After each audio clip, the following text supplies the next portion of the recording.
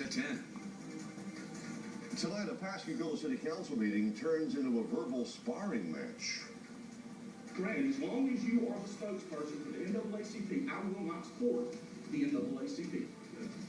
Who and what sparked this lively argument tonight? Good evening. Thanks for joining us. I'm Rebecca Powers. Yeah, I'm Jeff Lawson. The Pascagoula City Council meeting got rather heated tonight when a debate started following comments from NAACP chapter president Curly Clark. The routine meeting quickly took a turn in another direction when a letter from Clark sparked a wave of emotion. Terrence Brody was at that meeting this evening, and he has our top story tonight. I have worked hard for 16 years in this city. What have you done for the NAACP? You cast doubt on the Pascagoula Police Department. I took offense to that. You are the spokesperson for the NAACP. That's correct. And as long as you are the spokesperson for the NAACP, I will not support the NAACP, this chapter. Those words come just moments after NAACP chapter president Curly Clark handed out letters to each of the Pascagoula council members. The letter stated that the incumbent's failure to win enough votes for re-election was a result of what Clark called a matter of principle.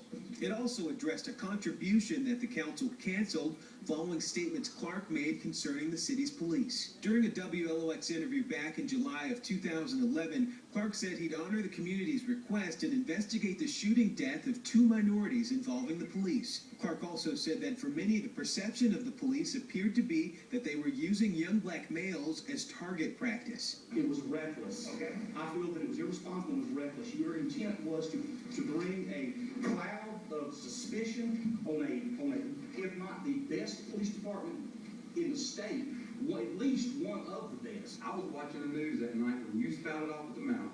You did not say perception. You said the Pascagoula Police Department using black men as target practice, young black men as target practice. I'm watching the news, reading my packet, and lo and behold, I see the ad. I pulled it. Y'all remember what I said? I said until that leader comes to here and apologizes. All you gotta do is come apologize. While no apology was given, Clark said he felt the council was being defensive.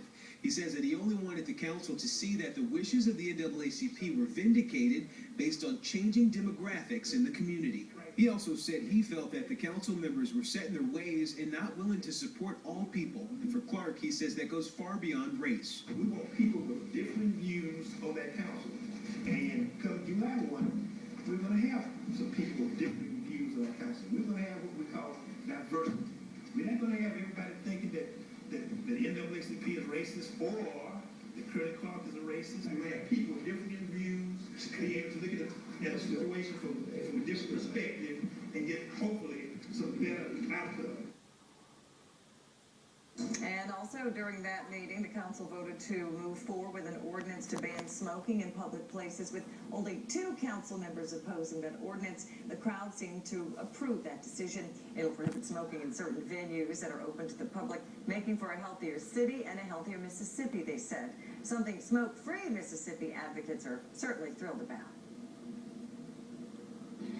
The city council members here in Pascagoula have taken the health of their citizens, visitors, and workers in mind by passing this comprehensive smoke-free ordinance.